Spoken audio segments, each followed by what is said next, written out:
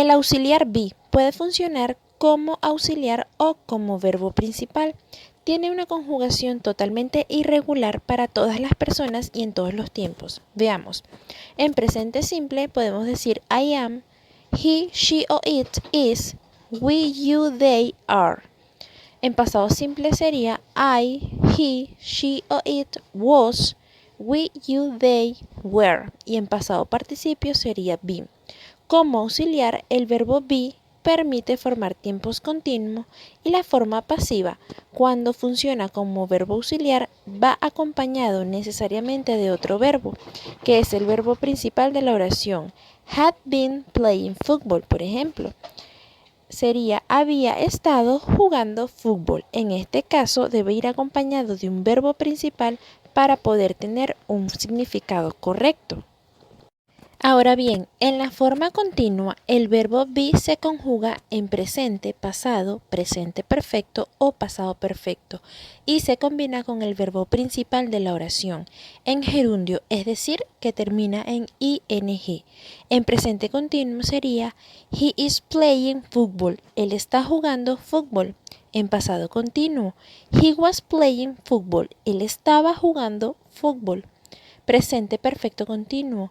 He has been playing football. Él ha estado jugando fútbol. Pasado perfecto continuo. He had been playing football. Él había estado jugando fútbol. Como puedes ver, el verbo to be va acompañado de un verbo principal para poder tener significado. Verbo auxiliar have. El verbo have se puede utilizar como verbo principal y significa tener, o como verbo auxiliar y su significado sería haber. Tiene una conjugación irregular en todos los tiempos, es decir, que se escribe de forma diferente.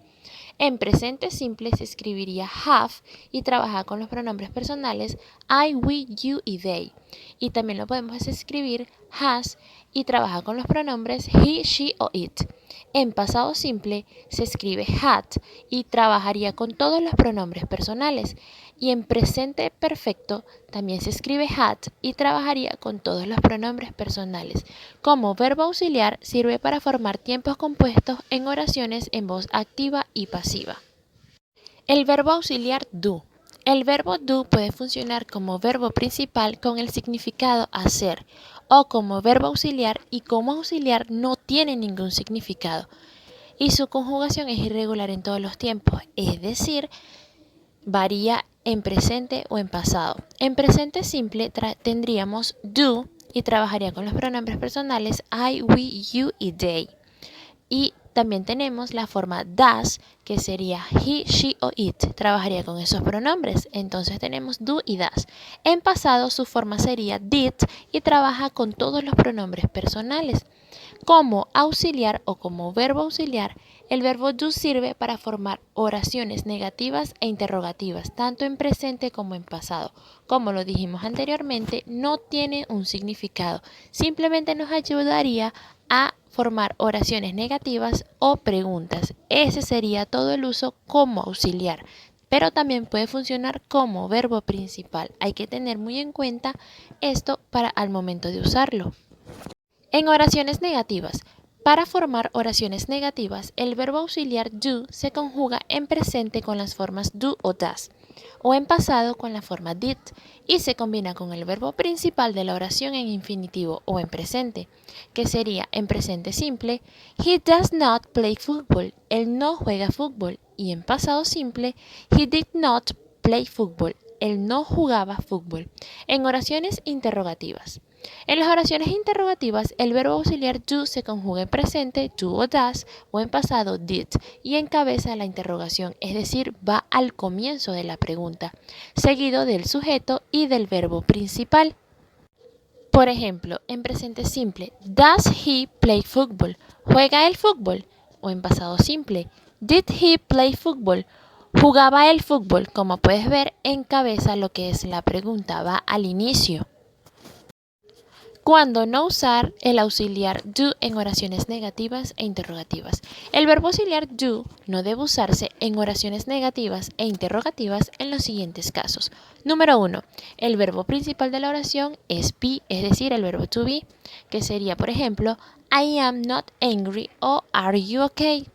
Número 2. En presencia de otro verbo auxiliar en la oración. Por ejemplo, have, be o will. They are not sleeping. O have you heard that?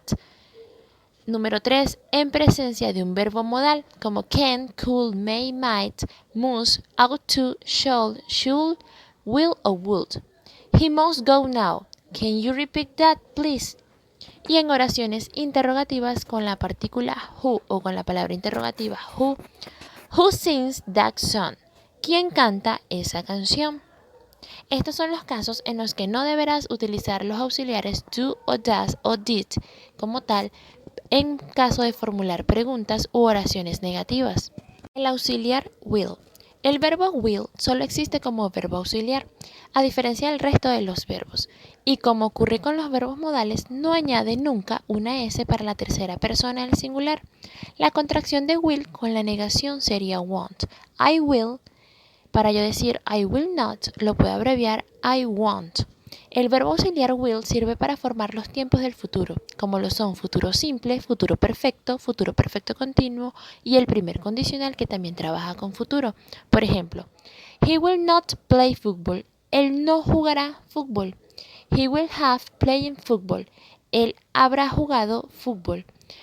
If he plays football, he will be tired. Si él juega fútbol, él estará cansado. El último ejemplo se encuentra en el primer condicional. Como puedes ver, se utiliza futuro. Estos son todos los verbos modales que se utilizan en inglés.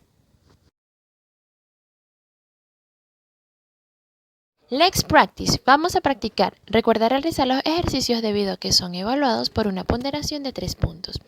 Busca en la sopa de letras los verbos auxiliares que están en la lista. Tenemos be, do, is, has, were, will, have, are, could, had. Ellos son los verbos auxiliares y deberás buscarlos en la sopa de letras. Luego, en la segunda parte deberás traducir las siguientes oraciones al español. Por ejemplo, does your mother cook apple pie often? ¿Cocina tu mamá a menudo pie de manzana? En este caso, deberás traducir del inglés al español. Recuerda que la práctica nos hace perfectos. Practice makes perfect. Una vez que hayas realizado los ejercicios, procederemos a realizar la actividad. En este caso vas a completar un cuadro resumen. Al final de la guía hay un cuadro resumen el cual deberás completar. A continuación te lo voy a mostrar para que veas el modelo que deberás utilizar. Es el modelo que yo te voy a mostrar y es el mismo que está en la guía. No puedes realizar otro.